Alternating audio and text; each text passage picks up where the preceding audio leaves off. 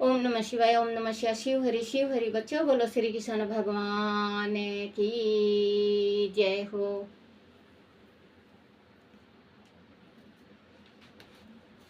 अपने अपने गुरुदेव महाराज की जय।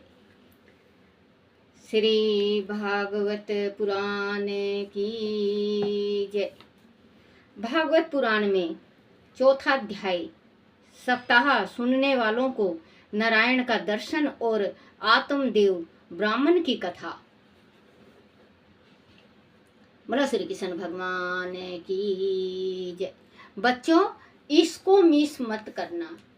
मैं बार बार कह रही हूँ, कल भी कहा था मैंने कि जो पढ़ के मैं ये सुना रही हूँ ये भागवत है। भागवत को जरूर सुनना चाहिए। आपको हर एक मनोकामना पूर्ण होगी आपकी, और आपके घर में सुख शांति होगा। आपके पितरोजी महाराजों की सत्य गति होगी। सुत जी ने शौनकादि ऋषियों से कहा, मुनिवर, जब सभी उपस्थित वैष्णव जन वह ऋषि श्रेष्ठ श्री मद्द भागवत की सप्ताह कथा को सुनकर एग्रचित हो गए, तब श्री श्याम सुंदर ने, जो पीतंबर धारण किए हुए थे, घर कर धनी मोर मुकुट जनेऊ कुंडल पहने थे, केसर व चंदन का तिलक लगाए थे, उद्धव और वैकुंठवासी अपने भक्तों के साथ वह उपस्थित हुए और अपने मधुर मोहनी सूरत से सभी को दर्शन दिया।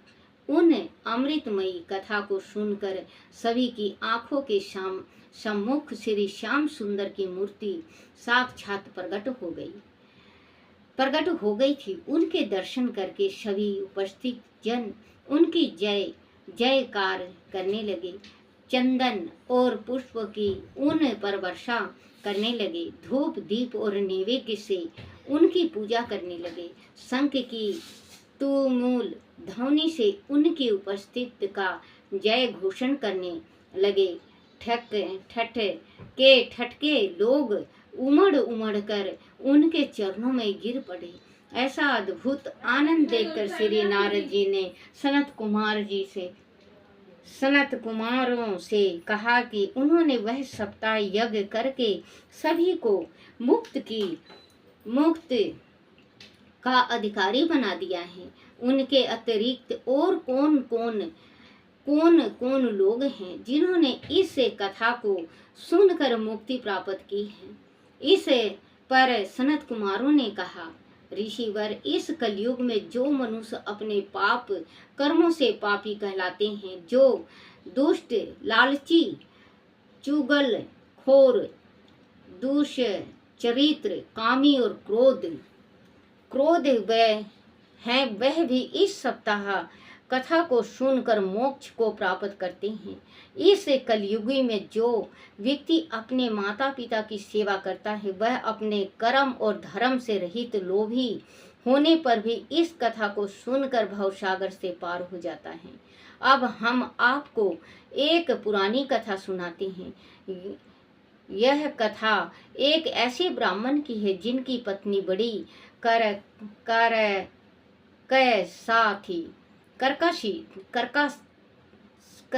थी। आत्मादेव ब्राह्मण की कथा। दक्षिण दिशा में तुंगभद्र नदी के तट पर शीतल एक नगर में आत्मादेव नाम का एक ब्राह्मण अपनी पत्नी धुंधली के साथ रहता था। ब्राह्मण बड़ा ज्ञानी, तेजवान और सदाचारी था, जबकि उसकी स्त्री बड़ी करकशा थी। वह सारे दिन संसारिक मोह माया में फंसी रहती थी और बात बात में अपने पति से लड़ाई झगड़ा करती रहती थी। वह ब्राह्मण जैसी परमेश्वर अच्छा कहकर चुप रहता था और अपना समय काटता था। उस ब्राह्मण के वहाँ कोई संतान नहीं थी। उसने संतान के लिए खूब दान दक्षिणा बांटी, पर उसे संतान का सुख प्राप्त नहीं हो सका। एक दिन दुखी होकर वह अपनी जीवन समाप्त करने की इच्छा से वन में चला गया। वहाँ एक सरोवर के किनारे वह भूखा प्यासा दोपहर तक बैठा रहा। चिंता के मारे उसका बुरा हाल था। संतान न होने के कारण उसके पितरों को मुक्ति नहीं मिलेगी। वह सोच सोच कर वह हैरान परेशान था। उसी समय एक सन्यासी वहां आया और उस ब्राह्मण को उदास देखकर उसकी उदासी का कारण पूछने लगा। ब्राह्मण ने संतान न होने का अपना दुख उसे बताया और कहा कि उसकी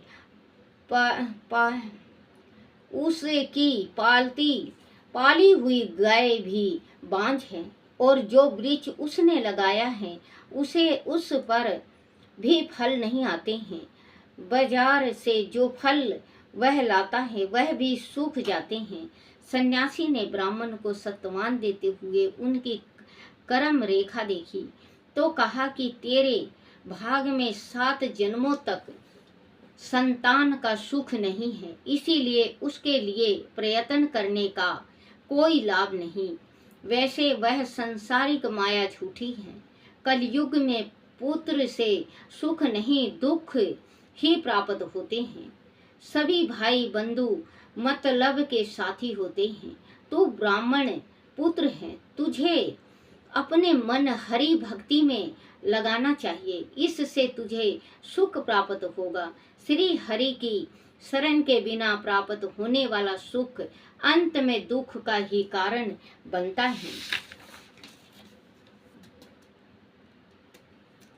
ब्राह्मण को सन्यासी की बातों से संतोष नहीं हुआ। वह संतान प्राप्ति की ही रट लगाए रहा। उस अधिक दुखी जानकर उस सन्यासी ने उसे एक फल दिया और कहा कि इसे ले जाकर अपनी पत्नी को खिला देना, तुझे अवश्य पुत्र का सुख मिलेगा।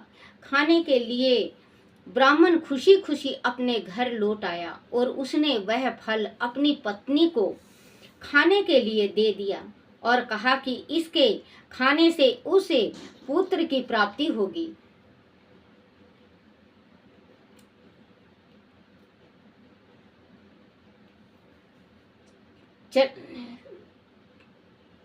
कहा कि उसके खाने से उसे पुत्र की प्राप्ति होगी। फल देकर वह ब्राह्मण नगर में चला गया। उसी समय उसकी पत्नी की एक सहेली वहां आई तो ब्राह्मण की पत्नी ने उससे अपने स्वामी की बात बताई और कहा कि वह संतान उत्पन्न करना नहीं चाहती। आदि उसे गर्भ रह गया तो घूमने फिरने, गाने बजाने, उठने बैठने में उसे बड़ा कष्ट होगा। गर्भ के कारण वह ठीक से खाना पीना नहीं, ठीक से खा पी नहीं सकेगी और जब वह पुत्र को जनेगी तब उसे बड़ा ही पीड़ा होगी।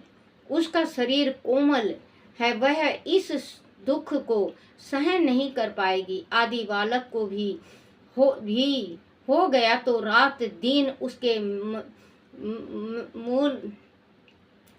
मल मूत्र को साफ करना उससे नहीं हो पाएगा। बदबू वह जरा भी सहन नहीं कर पाती। इससे तो वह बांझ ही ठीक है। उसकी सहेली ने उसे समझाया कि वह फल को कहीं छिपा दे और पति से कह दे कि उसने फल खा लिया है। सहेली की बात उसकी समझ में आ गई। उसने ऐसा ही किया। उसने फल को छिपा दिया और पति से झूठ बोल दिया कि उसने फल खा लिया है।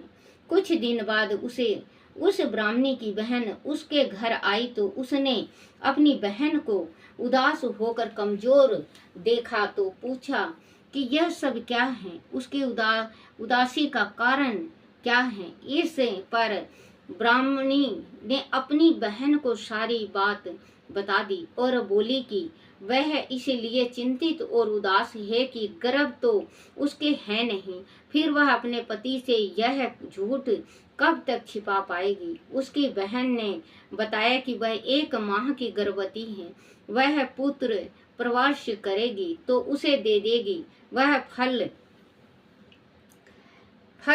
वह गाय को खिला दे। ब्राह्मणी ने प्रसन्न होकर वह फल अपनी गाय को खिला दिया। समय आने पर ब्राह्मणी की बहन ने 1 पुत्र को जन्म दिया। ब्राह्मणी तत्काल चुपचाप उस नवजात शिशु को ले आई और उसने ब्राह्मण से कह दिया कि उसे पुत्र हुआ है। कुछ समय के बाद ब्राह्मणी की गाय ने भी एक सुंदर मनुष्य रूपी बालक को जन्म दिया। उसके कान गाय जैसे बहुत बहुत बड़े बड़े थे। ब्राह्मण दूहरी खुशी पाकर खूब प्रसन्न हुआ। उसने याचकों को बुलाकर खूब दान दक्षिणा दी और घर में ढोलक बजवाई। ब्राह्मणी ने अपने पति से कहा कि उसको दूध नहीं उतर रहा है, जबकि उसकी बहन को खूब दूध आ रहा है। उसका पुत्र पैदा होते ही मर गया है। उसका दूध पीने वाला कोई नहीं है, अगर वह कहे तो अपनी बहन को बुला ले। ब्राह्मण ने सहमति में अपनी सहमति प्रदान कर दी। ब्राह्मणी की बहन वह आ गई और उसके पुत्र को दूध पिलाने लगी। ब्राह्मण ने उस बालक का नाम धुंधकारी रखा और गाय के पुत्र का नाम गोकर्ण रखा।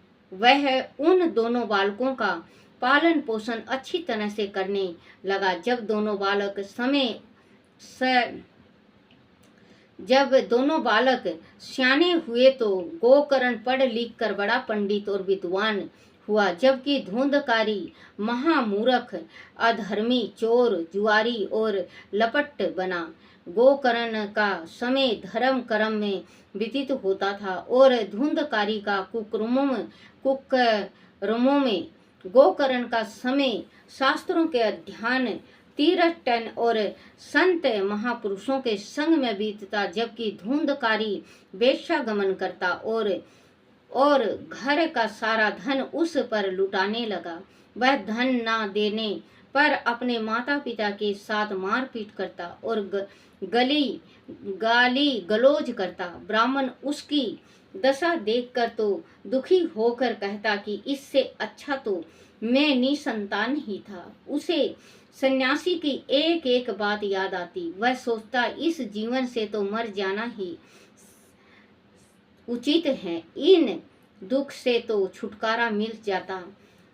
पिता को दुखी देखकर गोकर्ण उसे समझाता कि इस संसार में दुख सुख किसी नहीं होता, आपको चिंता नहीं करनी चाहिए। संसार में राजा रंक, धनी, निर्धन सभी के साथ दुख लगे रहते हैं। जो व्यक्ति संसारिक मोह माया छोड़कर परमात्मा में अपना ध्यान लगाता है, सुख उसे ही प्राप्त होता है। इसीलिए आप स्त्री और संतान का मोह छोड़कर वन में चले जाओ और भगवान का ध्यान करो, आपको सुख अवश्य मिलेगा। संसार में लिप्त रहने से तो नरक ही भोगना पड़ता है।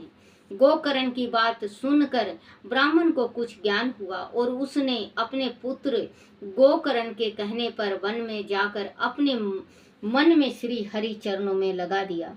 कुछ ही दिनों की एकाग्रचित्त भक्ति करने से उसे मोक्ष मिल गया और उसे अपने संपूर्ण जीवन श्री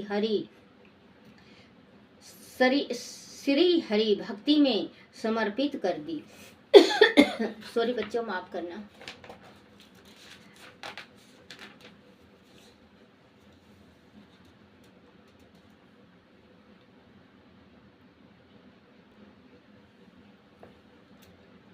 धुंधकारी प्रेत योनि से मुक्ति।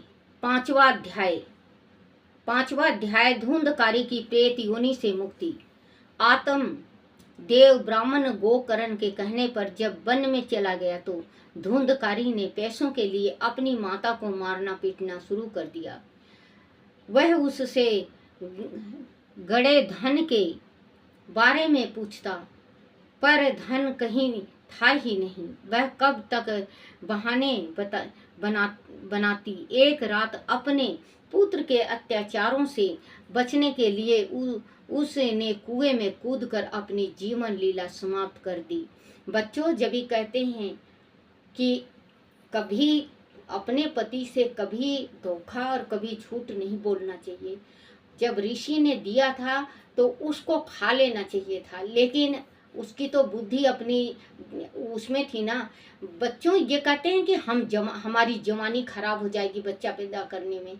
बच्चों, आज नहीं तो 40 साल के बाद ये जीवन, तो ये जो बुढ़ापा है ये तो आना ही आना है।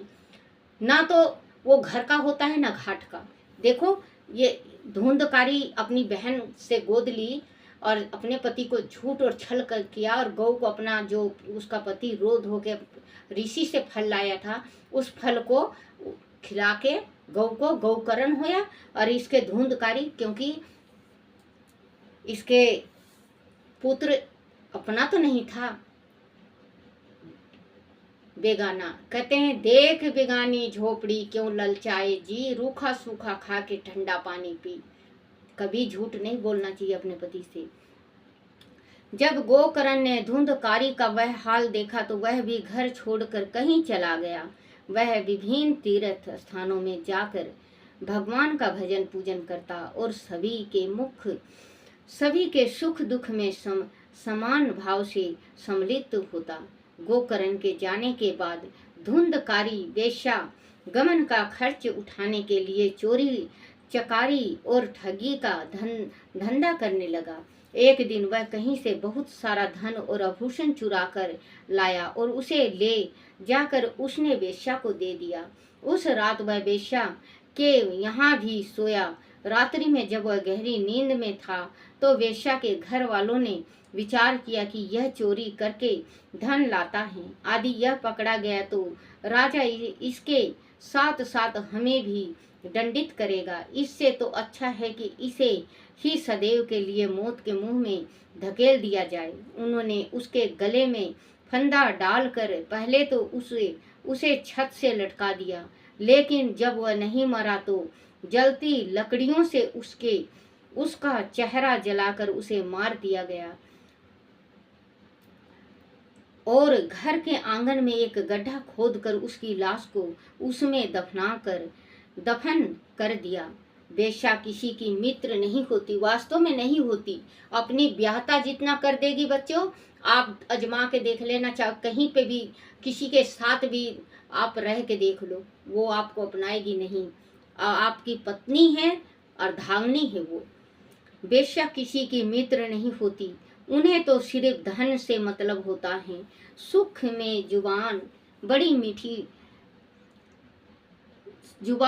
मीठी होती है और पेट में विष भरा होता है। लोगों के पूछने पर वेश्या ने कह दिया कि वह व्यापार के लिए परदेश गया हुआ है। हत्या किए जाने के कारण धुंधकारी प्रेत योनि में पहुंच गया। तीर्थ यात्रा के समय किसी ने गोकर्ण से कहा कि उसका भाई मर चुका है, परंतु उसकी अंत्येष्टि न होने के कारण उसकी आत्मा अभी तक भटक रही है। गोकर्ण ने गया तीर्थ में जाकर उसका विधित श्रद्धा किया।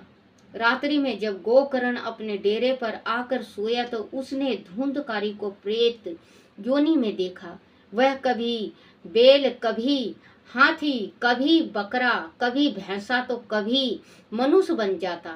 देखो, प्रेत जो होता है बच्चों, आज थोड़ा बड़ा हो जाएगा, आप ध्यान से सुनना। जो प्रेत होता है वो कई रूप धारण करता है। योनि में देखा वह कभी बैल, कभी हाथी, कभी बकरा, कभी भैंस, तो कभी मनुष्य बन जाता। गोकर्ण ने धैर्य के साथ उससे पूछा, अरे भाई, तू प्रेत कैसे बन गया? मैंने तो तेरा विदित श्रद्धा कर दिया है। धुंधकारी ने रोते हुए अपने सारा हाल कहा, और भाई, मैं धुंधकारी हूँ।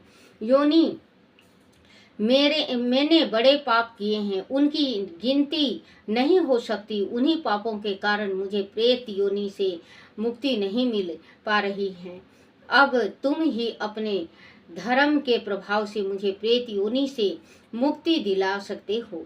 दूसरे दिन गोकर्ण ने पंडितों को अपने घर बुलाया, अपने भाइयों की प्रेत योनि से मुक्ति का उपाय पूछा। उन पंडितों ने गोकर्ण से कहा कि यह सूर्य सूर्य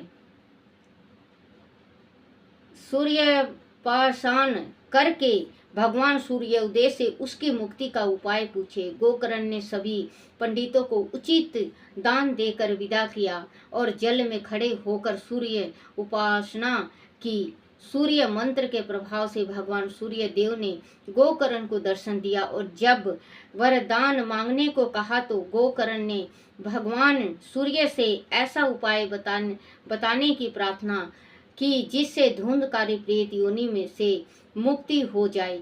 वत्स, श्री भागवत का सप्ताह पारायण करवाओ और उसे अपने भाई को सुनवाओ, उसकी प्रेत योनि से मुक्ति हो जाएगी। सूर्य भगवान की बात सुनकर गोकर्ण प्रसन्न हो उठा। उसने तत्काल पंडितों, योगियों और महापुरुषों को बुलाकर मंत्रण की और शस्त्र विधि के अनुसार श्री भागवत का सप्ताह पारायण करवाया। उसे सुनने बहुत से स्त्री पुरुष, अबला, वृद्धा, धनी, निर्धन वह आए। धुंधकारी का प्रेत एक बांस पर जिसमें 7 गांठें थी, क्योंकि जो ये सप्ताह होता है पंडितों से करवाते हैं हम सप्ताह, तो उसमें एक बांस लिया जाता है 7 गांठ का, हरिद्वार में नहलाया जाता है गंगा जी में, और फिर उसमें पीला कपड़े से बांध के लाया जाता है और फिर जहाँ पे सप्ताह होता है वहाँ पे रखा जाता है। तो बच्चों, ये हकीकत और असलियत है। अगर प्रेत पीतर है आपके घर में तो वो बांस का एक एक दिन का 7वें दिन, जैसे पहले दिन 1 टूटा, 2 टूटा, 3 टूटा, और 7वें दिन 7 बांस का डंडी टूट जाता है। प्रेत योनि से मुक्ति मिल जाती है। प्राण करवाओ और उसे अपने भाई गोकर्ण प्रसन्न हो उठा। उसने तत्काल पंडितों, योगियों और महापुरुषों को बुलाकर मंत्रण की और शास्त्र विधि के अनुसार श्री भागवत का सप्ताह पारायण कराया। उसे सुनने बहुत से स्त्री पुरुष, अबला, वृद्धा, धनी, निर्धन वह आए। धुंधकारी का प्रेत एक बांस पर जिसमें 7 गांठें थी बैठा और श्री भागवत की कथा का श्रवण करने लगा। पहले दिन की कथा सब समाप्त होने पर बांस की एक गांठ फट गई, ऊंची शब्द ध्वनि हुई। उसी प्रकार दूसरे, तीसरे और चौथे दिन भी कथा की समाप्ति पर बांस की गांठ भारी शोर करते हुए फट गई। फिर 5वें, 6ठे और 7वें दिन भी ऐसा ही हुआ। श्री भागवत के 12 स्कंदों की कथा सुनने से धुंधकारी के सारे पाप नष्ट हो गए और वह प्रेत योनि को छोड़कर वैकुंठ लोक में चला गया। गोकर्ण से कथा सुनने के धुंधकारी के सारे पाप नष्ट हो गए और वह प्रेत योनि को छोड़कर वैकुंठ लोक में चला गया। गोकर्ण से जाते समय उसने कहा, भाई, मैंने अपने जीवन में अत्यंत जंगम पाप किए। मैंने अपनी माता और पिता की मृत्यु का कारण बना। मैंने उन्हें उनके जीवित रहते भी अत्यंत दुख दिया। भोग में मेरी बुद्धि को मुझ में छीन लिया था। मुझे तो लगता था मैं इन पापों से कभी भी मुक्ति नहीं हो पाऊंगा, लेकिन आपने मुझे मेरे पापों से मुक्ति दिलवाकर मुझ पर बड़ा उपकार किया है। श्री भागवत की कथा के अतिरिक्त कोई अन्य उपाय ऐसा नहीं है जो पापों से मुक्ति दिलवाने वाला हो। इस संसार रूपी की कीचड़ में फंसे फंसे लोग श्री भागवत की कथा रूपी तीर्थ में स्नान करने से ही पवित्र होते हैं और वह भव सागर से पार हो जाते हैं। बोलो श्री कृष्ण भगवान की जय। यह कथा अत्यंत पावन है। जो इसका परायण किसी संसारिक ऐश्वर्य भोग की कामना से करता है, उसकी उस समस्त कामनाओं की पूर्ति होती है। वैष्णव को इस परायण का फल प्रेम भक्ति के रूप में प्राप्त होता है। इस प्रकार जो जिस भावना से इसका पाठ करता है वह उन्हें प्राप्त करता है। धुंधकारी के प्रेत योनि से छुटकारा पाने के उपरांत वह उपस्थित पंडितों और माताओं ने गोकर्ण से कहा, वत्स, हमारे मन में एक संदेह उत्पन्न हुआ है, उसे आप मिटा दीजिए। यहाँ उपस्थित हम सभी ने श्री भागवत कथा का सप्ताह पारायण सुना, परंतु वह सभी को मुक्ति नहीं मिली, केवल धुंधकारी को ही मुक्ति मिली और वह वैकुंठ में चला गया। ऐसा क्यों हुआ? गोकर्ण ने कहा, महात्माओं, इस कथा को जो भक्ति एक ग्रसित होकर केवल मोक्ष प्राप्ति के लिए सुनता है, उसे संपूर्ण फल अवश्य प्राप्त होता है। लेकिन जिनका चित्त संसारिक कार्यों में ही उलझा रहता है, उन्हें वैसा फल प्राप्त नहीं होता। एक चित्त होकर ही मुक्ति प्रदान होती है।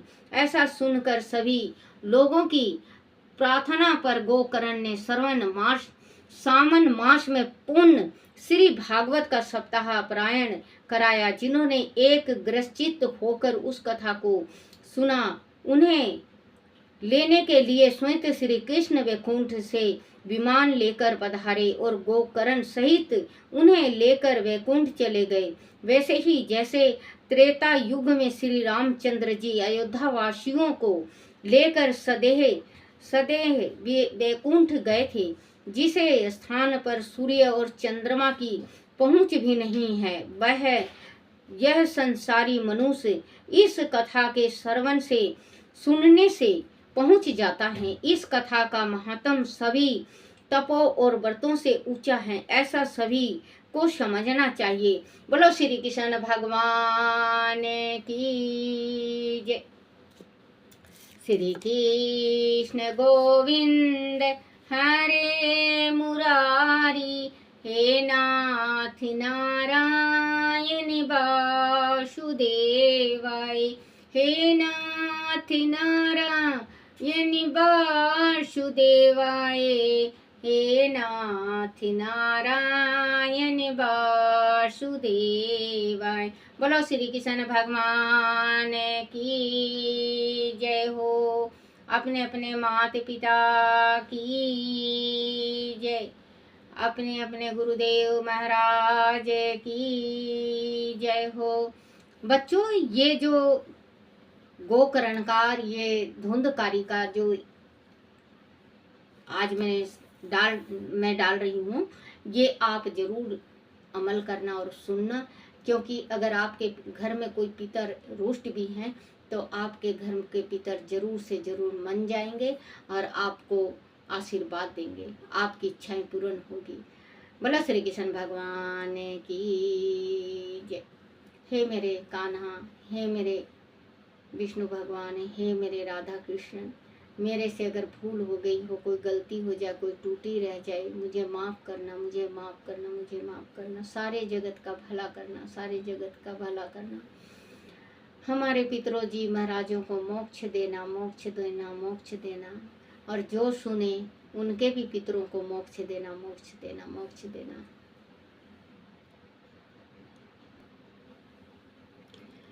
श्री भागवत पुराण की है आरती, पापियों के पाप को है तारती। श्री भागवत पुराण की है आरती, पापियों के पाप को है तारती। जय मेरे कृष्ण भगवान की जय, जय जय।